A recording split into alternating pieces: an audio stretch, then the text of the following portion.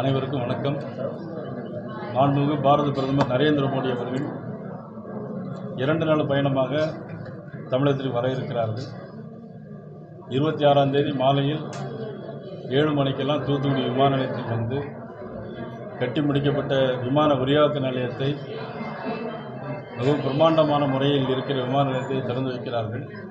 அங்கிருந்தே 4500 கோடி ரூபாய்க்கான திட்டங்களை அவர்கள் நாட்டுக்கு அர்ப்பணிக்க இருக்கிறார்கள். அதனைத் தொடர்ந்து திருச்சிக்கு வந்து அன்றிரவே திருச்சியில் தங்கியிருந்து மறுநாள் ஒரு 12 மணி அளவில் ஜெயங்கொண்டம் சென்று அங்கிருந்து கங்கை கொண்ட சோழபுரத்தில் ராஜேந்திர சோழன் கட்டிய கோயிலெல்லாம் பார்வையிட்டு அங்கு நடைபெறுகிற அந்த கலாச்சார விழாவில் கலந்து கொண்டு சிறப்புரை ஆற்ற இருக்கிறார்கள்.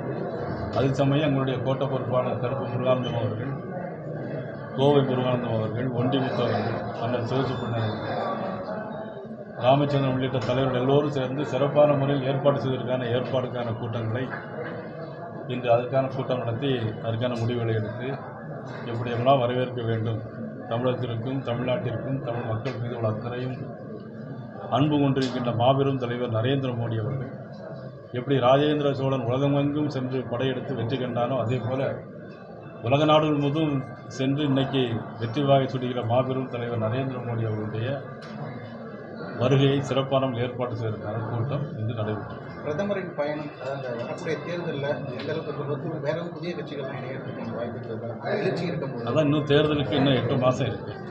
ஏற்கனவே இப்பொழுது நாங்கள் இணைந்து சில பணியாற்றி கொண்டிருக்கிறோம். தொடர்ந்து சில கட்சிகள் நாட்டின் நலன் கருதி மக்கள் விரோத சக்தியாக இருந்த திராவிட முன்னேற்ற கழகம் தொடர்ந்து ஆட்சியில் இருக்கக்கூடாது, தமிழகத்தில் தொடர்ந்து பாலியல் வன்கொடுமையில் நடைபெறக்கூடாது, மது பழக்க வழக்கங்கள், கொக்கைன் மற்றும் நவீன விதமான போதைப் பொருட்கள் சென்னை நட்சத்திர ஓட்டையில் நடைபெற்று கொண்டிருக்கிறது. தமிழகத்தில் ஒவ்வொரு பள்ளிகள் கல்லூரிகள் வாசலிலுமே வியாபாரம் நடைபெற்று கொண்டிருக்கிறது. இதெல்லாம் இல்லாத ஒரு அரசு அமைவதற்கு, தேசிய ஜனநாயக கூட்டணி ஆட்சியில் வருவதற்கு நாங்கள் தொடர்ந்து பாடுபடுவோம். சார், தமிழகத்தில் வந்து சட்டம் ஒழுங்கு சரியாக இருக்கு, ராமராஜ்யத்திலேயே தவறு நடந்ததுன்னு கேஸ் அழகிரி யார் சொல்லியிருக்காங்க? கேஸ் அழகிரி தமிழக முன்னாள் காங்கிரஸ். சட்டம் ஒழுங்கு சரியாக நடந்ததுன்னா அவருக்கு நான் உங்கள் மூலம் ஒரு கேள்வி சொல்கிறேன். 2 தினங்களுக்கு முன்பாக திருவள்ளூர் மாவட்டத்தில் 24 மணி நேரத்தில் 10 படுகொலைகள் நடந்தது. சட்டம் ஒழுங்கு சரியாக கேஎஸ் அழகிரிட்ட கேள்வி.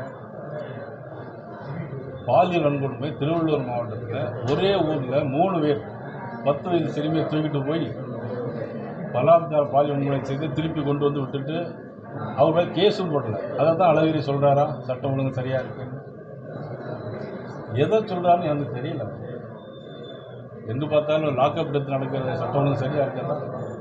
7 பவுன் நகைக்காக யாரெல்லாம் அந்த போய் இது பண்ணி ஒரு வாலிபரை அடித்து கொண்டிருக்காங்க, சட்டம் ஒழுங்கு சரியாக இருக்கிறதா? யாருக்காக சொல்கிறார் கேஎஸ் அழகிரி? இதெல்லாம் அவர் வீட்டில் நடந்திருந்தால் தெரியும் அவருக்கு. முதல்வர் உடல்நிலை சரியில்லாமல் இருக்காங்க, இதுக்கும் மருத்துவமனையில் உட்காந்தே வந்து கோப்புகளை பார்க்குறாரு. முதல்வர் திட்டத்திலாம் வீடியோ நானும் முதல்வரை பொறுத்த மட்டிலும் தனிப்பட்ட முறை நாங்கள் நெருங்கிய நண்பர். என்னுடைய தொகுதியில் வந்து கேட்ட பொதுமக்கள் கோரிக்கை அனைத்தும் செய்திருந்தவர் நண்பர்கள் முறை. அவர் உடல்நலம் பூர்ணமாக நான் இறைவனை வேண்டுகிறேன். அவர் அந்த மாதிரி கோப்புகளை பார்ப்பதாக இருந்தால் உண்மையிலே நலமாக இருக்கிற அர்த்தம். அதை நான் வரவேற்கிறேன். உங்களுடன் ஸ்டாலின் வந்து அந்த தேர்தல் பிரச்சாரத்துக்கான அரசு பணத்தில் அதை செலவழிக்கிறாங்க அப்படின்னு இதை வந்து நான் எப்படி முன்பு முதல்வர் சொன்னதை வரவேற்கணும், அதே போல் முதல்வர் இந்த கருத்தை நான் எதிர்க்கிறேன். இது அரசாங்க செலவிலே இவருடைய கட்சிகள் நடத்துகிறாங்க. மூத்த IAS அதிகாரிகளை வச்சுட்டு அவங்க கொள்கையரப்பு செயலாளர் மாதிரி போட்டிருக்காங்களே. எனக்கு இந்த IAS அதிகாரிகள் எல்லாருமே எனக்கு வேண்டியவங்க தான். எப்படி இதில் ஒத்துக்கிறாங்கன்னு தெரியல. வேற யாராக இருந்தால் ரிசைன் பண்ணிட்டு போயிருப்பாங்க. திமுக கொள்கையரப்பு செயலாளர் மாதிரி உட்காந்துட்டு அரசாங்க வேலை பார்க்குறது எப்படி இதை அனுமதிக்க முடியும்? இது எப்படி சரியான செயலாக இருக்கு? 10 நாளில் 2 கோடி சொல்லுது ரொம்ப ஈஸி. தமிழ்நாட்டில் இருக்க எண்ணிக்கை எத்தனை பேர்? அவங்க 2 கோடி சேர்த்தா நாங்கள் 3 கோடி இருக்கோம். 5 கோடியாச்சும் எங்களுக்கு. ஏடிஎம்கே 4 கோடி. மொத்தம் எத்தனை பேர் இருக்காங்க எண்ணிக்கை சொல்லிட்டு இந்த ஜாதி வாரி கணக்கு எடுப்பாங்க தெரியுமா? எங்கள் ஜாதி ரொம்ப இருக்குது, இந்த ஜாதி ரொம்ப, அது மாதிரி சொல்லிகிட்டே போகிறது ஓரணியில் தமிழ்நாடு அவசியமே இல்லாத வேலை. தமிழ்நாடெல்லாம் ஒரே கிராஃபில் இந்தியாவுக்குள்ள எல்லா மாநிலங்களும் இருப்பதால் ஒவ்வொரு அணியில் தான் நம்ம எல்லாருமே இருக்கோம். இது தேவையில்லாமல் ஒரு வெற்று வார்த்தை ஜாலம், ஏமாற்றக்கூடிய வேலை. இல்லை கல்லூரி வாசலில் அப்படிங்க இந்த கூட்டணி நீங்கள் டெய்லி பார்க்க, டெய்லி நானும் பேட்டி கொடுத்தேன். எல்லாரும் எங்கள் கூட்டணி என்னாச்சுன்னு கேட்டுகிட்டே இருக்கீங்களே. முதலமைச்சரை பார்த்து யாராவது ஒன்று கூட்டணி எப்படின்னு கேட்கறது இல்லை. விடுதலை எப்படி தெரியும்? எப்படி உங்களுக்கு எப்படி தெரியும் அவங்க பலமாக இருக்காங்க? அப்போ நாங்கள் பலமாக இருக்கிறோம். இல்லை அந்த கல்லூரி வாசலில் நின்று மாணவர்கள் முன்னாடி துண்டு பிரசுரங்கள் வழங்குறாங்க. திராவிட முன்னேற்ற கழகம் சார்பாக அதை கொடுத்து மாணவர்கள் சார்பாக கொடுக்குறாங்க. ஸோ மற்ற கட்சிகளுக்குலாம் அதை மாதிரி இருக்குது. ஆனால் இவங்க வந்து கல்லூரி வாசல் வந்து ஃப்ளெக்ஸ் வச்சு அதை எப்படின்னா, இப்போ முதலமைச்சர் வரதாருனாக்கி எல்லா இடத்துலையும் கொடி கட்டுவாங்க. அதுக்கு எந்த போலீஸ் அதிகாரியும் என்ன பண்ணுவாங்க? தடை சொல்லவே மாட்டாங்க.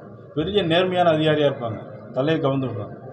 ஆனால் எங்கள் கட்சி தலைவர் வந்தாக்கி அல்லது எதிர்கட்சிக்கு சார்ந்த வந்தாக்கி அதை கட்டக்கூடாது, இதை கொட்டாடாது, டிஎஸ்பியை நேரவே இதெல்லாம் பிடிக்கிட்டு நிற்பார். இப்படிப்பட்ட ஒரு ஆட்சி தான் நடந்துகிட்டு இருக்குது. இந்த ஆட்சி 2026 மாறும். 2026 கூட்டணி வெற்றி பெற்று மந்திரி சபை கூட்டு மந்திரி சபை தான் அமைக்கும். இப்போ காலையில் சொல்லியிருக்காரு சார், கூட்டணி ஆட்சி கூட்டணி மந்திரி சபை தான் அமையும். என்னை பொறுத்தவரை திமுக இந்த நாட்டில் இருக்கக்கூடாது, அவ்வளோதான். கூட்டணி ஆட்சி கன்ஃபார்ம் எடுத்துக்கலாமா சார்? குரான் மேல சத்தியமா வந்து பாஜகவோட கூட்டணி இல்லைன்னு ஆதரவு சொல்லியிருக்காரு தமிழக வெற்றி கழக. ஒவ்வொருடைய